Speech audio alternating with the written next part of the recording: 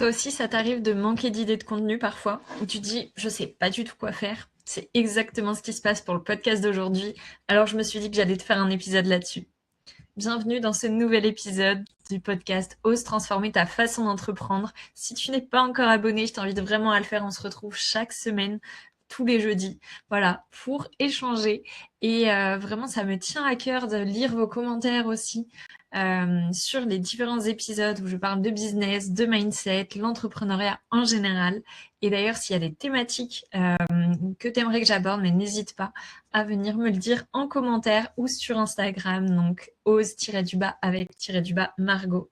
Et on se retrouve là-bas dans tous les cas pour échanger sur les différents sujets et encore plus de boost, de motivation, de tips au quotidien. Donc aujourd'hui, j'avais vraiment envie de faire un épisode, j'allais dire à la one again, donc je n'ai rien prévu. Clairement, je me suis dit, vas-y, on lance, on verra ce qui vient. Et en général, c'est comment dire, ce qui ressort est plutôt pas mal d'après les retours que j'ai pu avoir aussi. Et voilà. Donc c'est parti pour cet épisode sur le fait de ne pas avoir d'idées.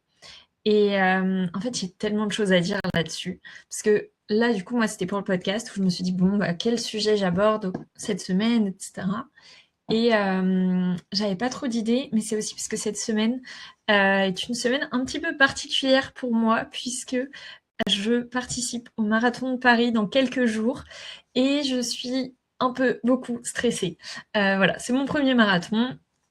Et du coup, ça me prend pas mal d'énergie, ça me prend un peu la tête. Et je me suis dit, on travaille un peu moins cette semaine.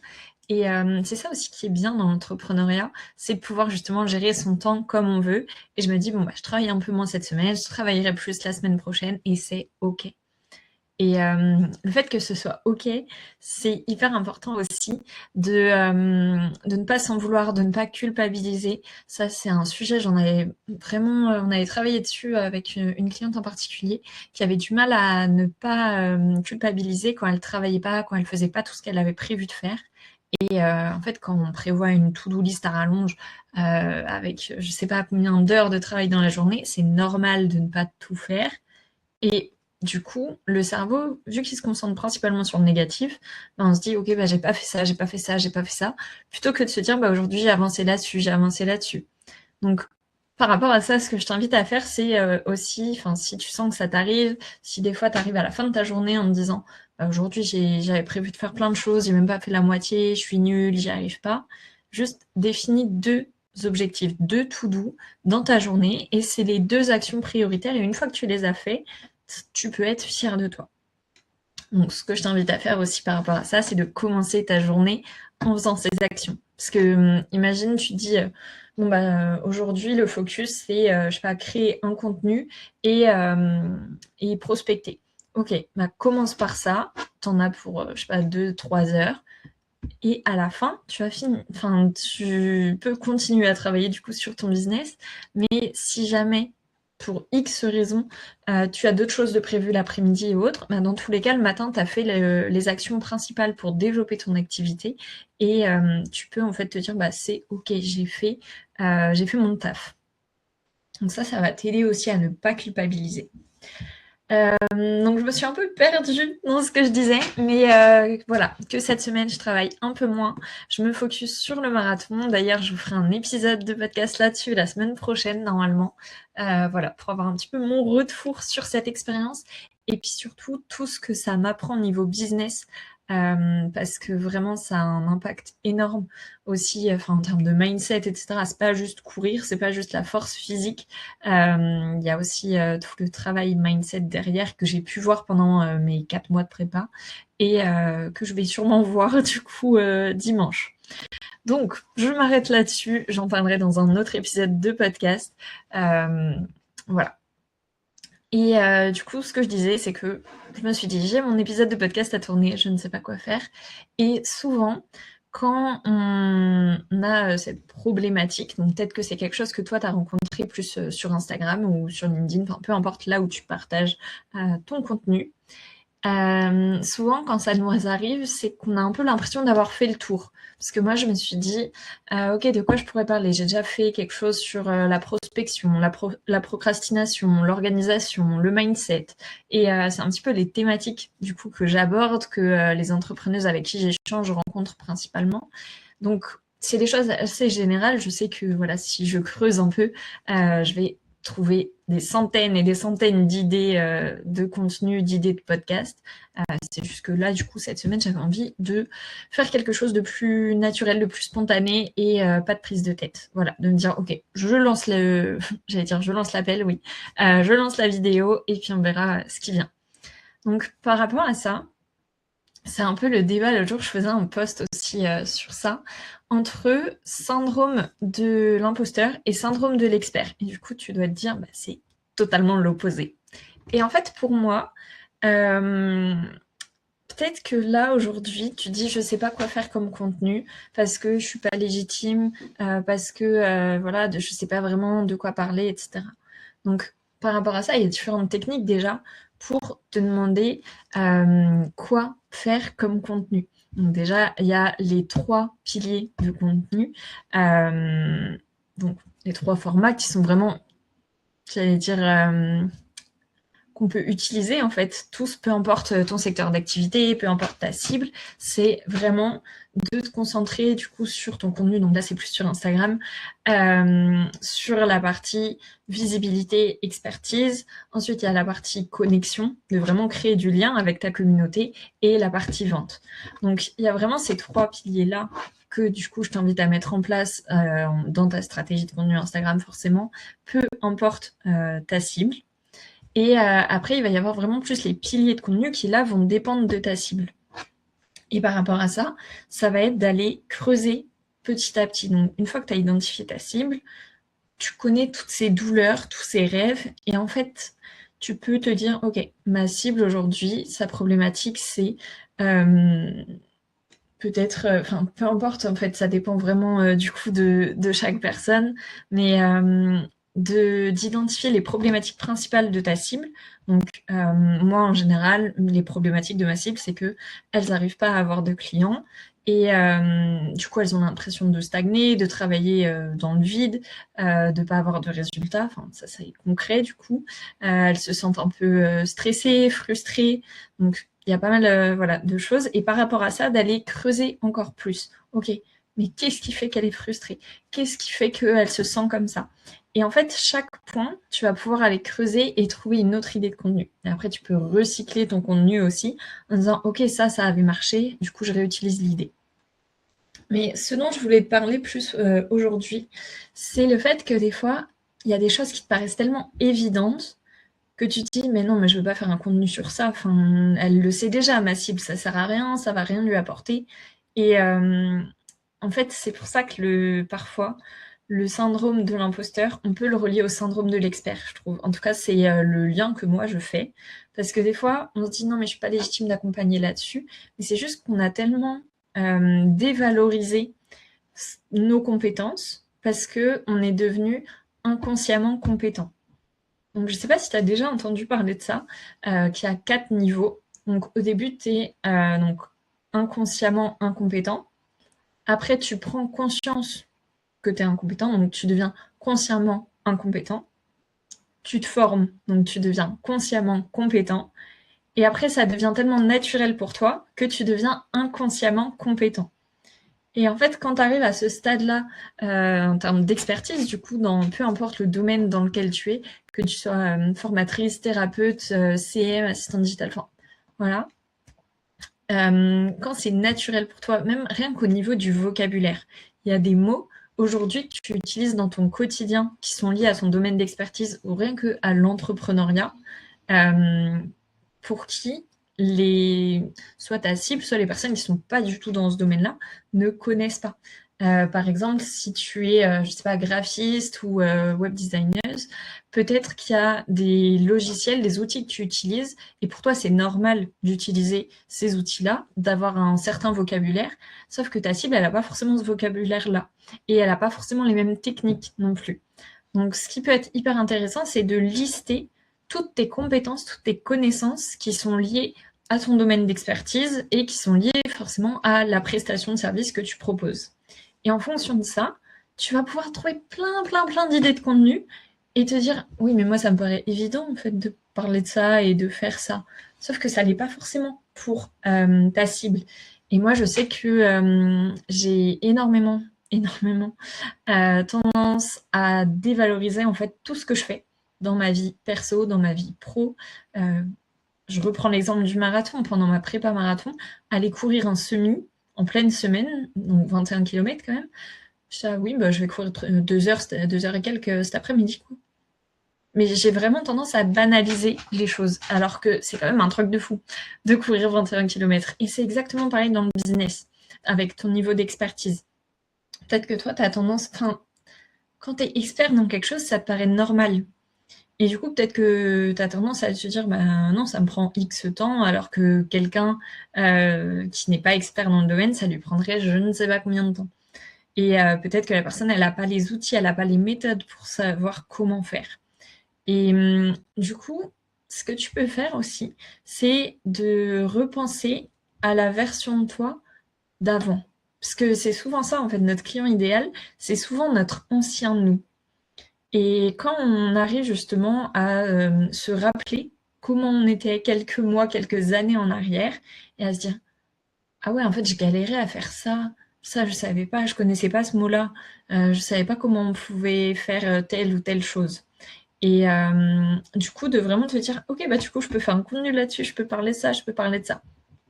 Et vraiment, tu peux aller creuser, il y a plein d'idées. Bon, après, forcément, tu peux aussi t'inspirer en allant faire de la veille sur Instagram, sur TikTok, sur LinkedIn, enfin, voilà. Mais je pense aussi que pour se démarquer aujourd'hui, il faut vraiment prendre du temps juste pour toi. Et du coup, juste vivre ta vie et pas rester en permanence sur les réseaux où je trouve qu'on se compare aussi de plus en plus.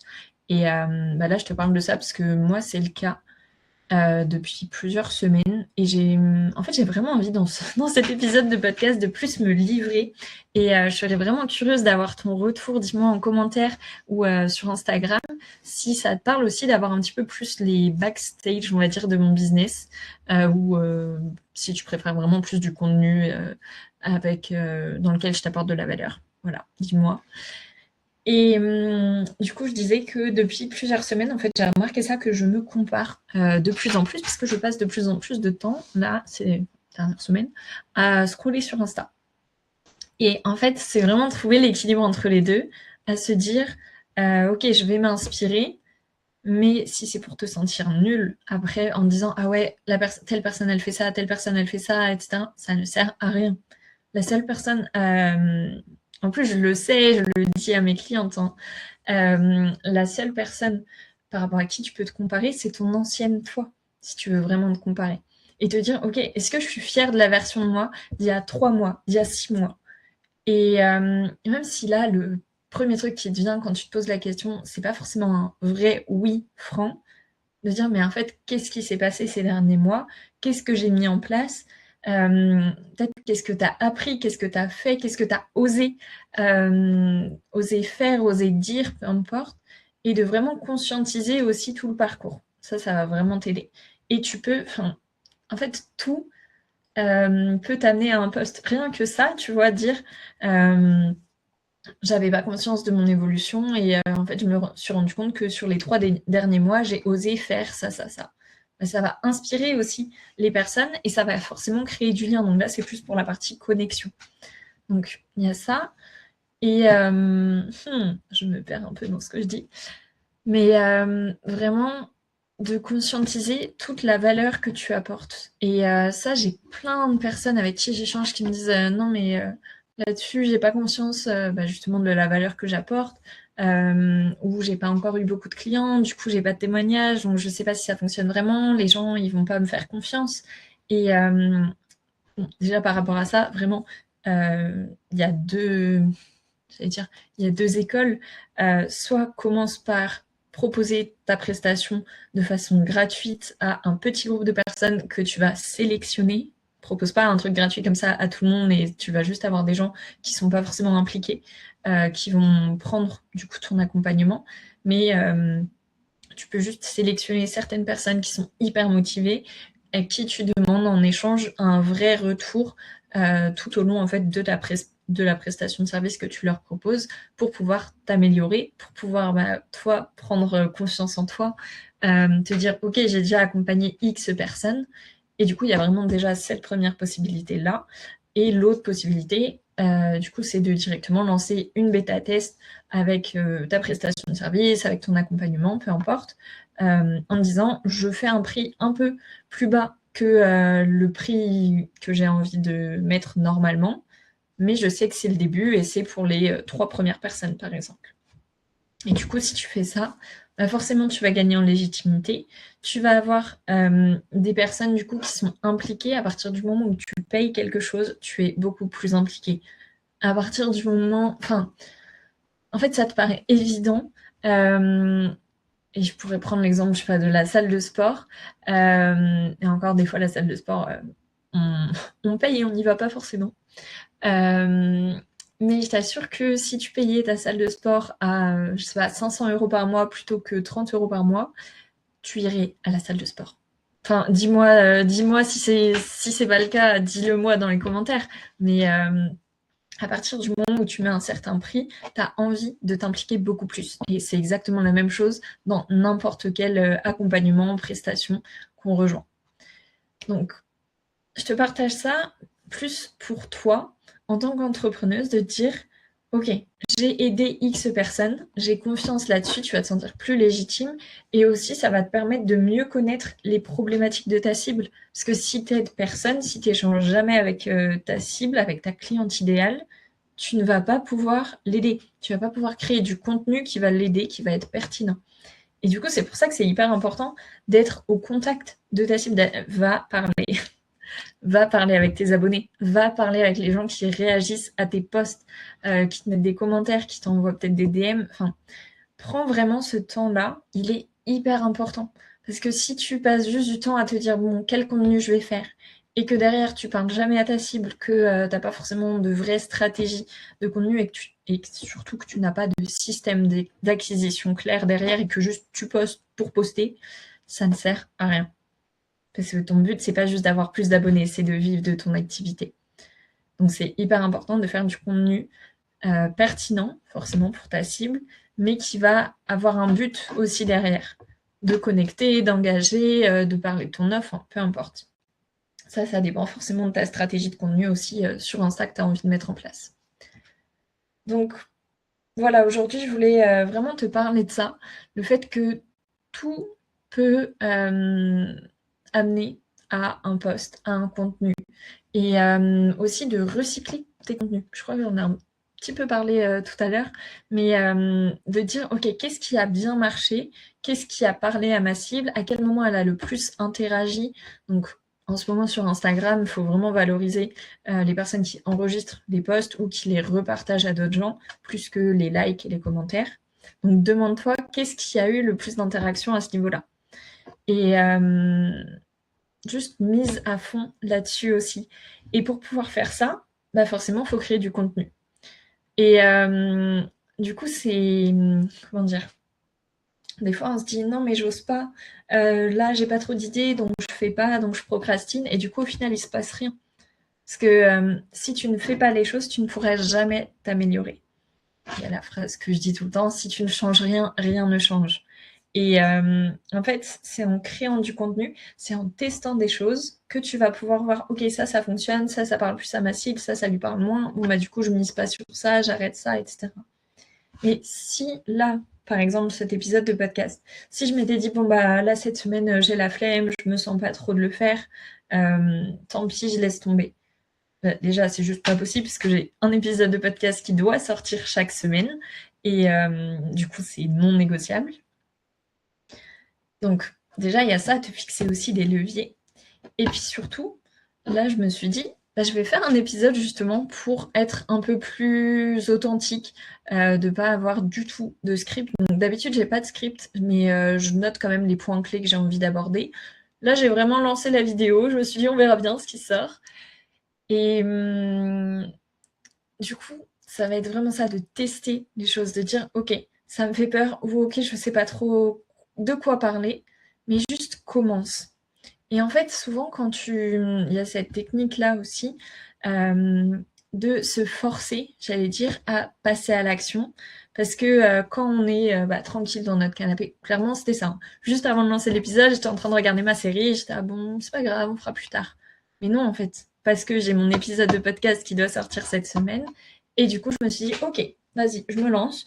Et de savoir suivre aussi j'allais dire, son intuition et suivre son énergie. Parce que j'ai vraiment coupé ma série en plein milieu. Je me suis dit, ok, c'est bon, je suis motivée, je fais mon épisode de podcast. Et de pas forcer les choses non plus. Donc ça, c'est vraiment de savoir s'écouter et ça vient aussi avec le temps. C'est comme quand tu gères ton planning, de savoir si tu as besoin d'un truc hyper cadré ou si tu te dis, bon, bah aujourd'hui, j'ai ça à faire et je le fais un peu quand je veux. Et ça, forcément, ça dépend des gens, mais ça peut dépendre aussi des moments dans ta vie. Donc, ça, c'était la petite parenthèse par rapport à l'organisation. Mais sinon, voilà, ce que je disais, c'était vraiment de passer à l'action et de te dire, par exemple, ok, là, j'ai pas d'idée. Là, tout de suite, quand je force un peu à me dire quelle idée de contenu je peux avoir, je sais pas, bah, juste de dire, ok, je prends juste 5 minutes. Juste 5 minutes et je m'y mets.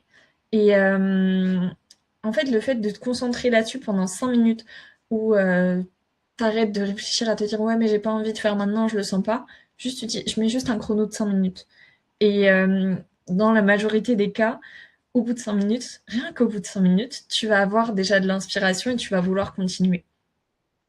Et si vraiment tu n'y arrives pas, à ce moment-là, il faut aller creuser sur qu'est-ce qui fait que tu n'arrives pas à te motiver, qu'est-ce qui fait que tu n'arrives pas à passer à l'action, pourquoi tu n'as pas du tout d'idée, est-ce que tu connais bien ta cible, enfin c'est plein de questions du coup à te poser. Et si tu veux qu'on en parle, on peut aussi, voilà, si tu me contactes sur Instagram, on pourra échanger là-dessus. Et c'est des points aussi que je fais dans mon accompagnement MSA, donc Mindset, Stratégie, Action, où j'aide des entrepreneuses à vivre de leur activité. Donc si tu as besoin de creuser là-dessus, on peut aussi.